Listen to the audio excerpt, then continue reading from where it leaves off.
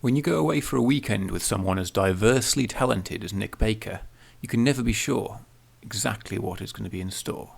Things you can guarantee: you'll begin with a warm and generous welcome, you'll have fun, and you'll come away with a piece or two of Nick's wisdom. You see, Nick is quite the scholar. To many, this wet and windy February weekend was a washout, but not to Dr. Baker. Any hopes of spending our days skiing or climbing were forgotten as we were led on the most vital of geological expeditions. The initial base was the bothy at Melgarve, but with a gregarious and generous bunch of Glaswegians insistent on socialising, it was clear a more secluded situation was required for the team to conduct their essential research. We headed upstream to the very headwaters of the River Spey before crossing the watershed of Scotland. We were treading, or rather splashing, in the steps of the most observant naturalists the world has ever known, Charles Darwin. In 1838, 2 years after returning from his voyages on the Beagle, he travelled to this part of Scotland to study the geology and extrapolate what he'd learned from the landscapes of Chile. And also he probably got wet feet. We were looking to interrogate Darwin's thinking on the so-called parallel roads of Glenroy, so set up our Advanced Research Centre at the deserted bothy of Lwyd Connell.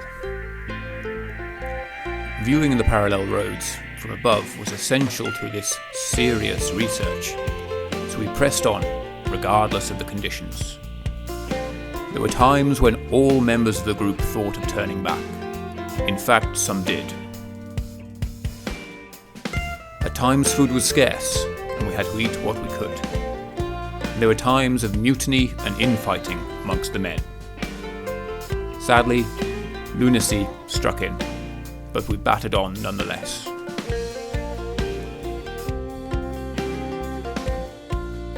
Finally, the horizontal terraces on either side of Glenroy came into view.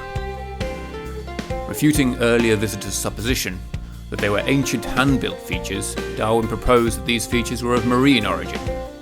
Our group agreed that Darwin was onto something. There was definitely something watery about these roads, based on the rigorous evidence that our feet were entirely saturated.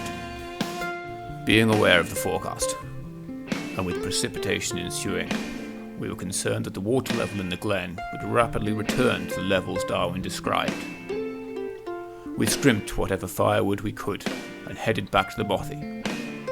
Dr. Baker foresaw that this remaining timber was our lifeline, our means of exit from this wet and wild wasteland.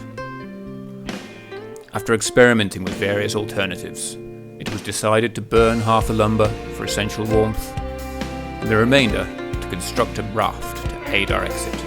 Alexei, the engineer of the group, set about prototyping a dugout canoe with what limited tools he had, whilst Jones sat around in his pants. After working all through the night, the project was complete.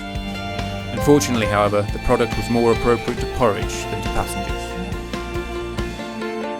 And so, with no boat, our only chance of escape was heading to higher ground.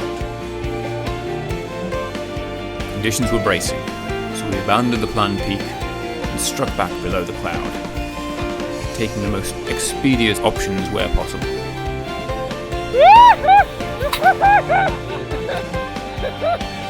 On the hills, the burns were bursting, and in the glens, the trees tussled in the gusts.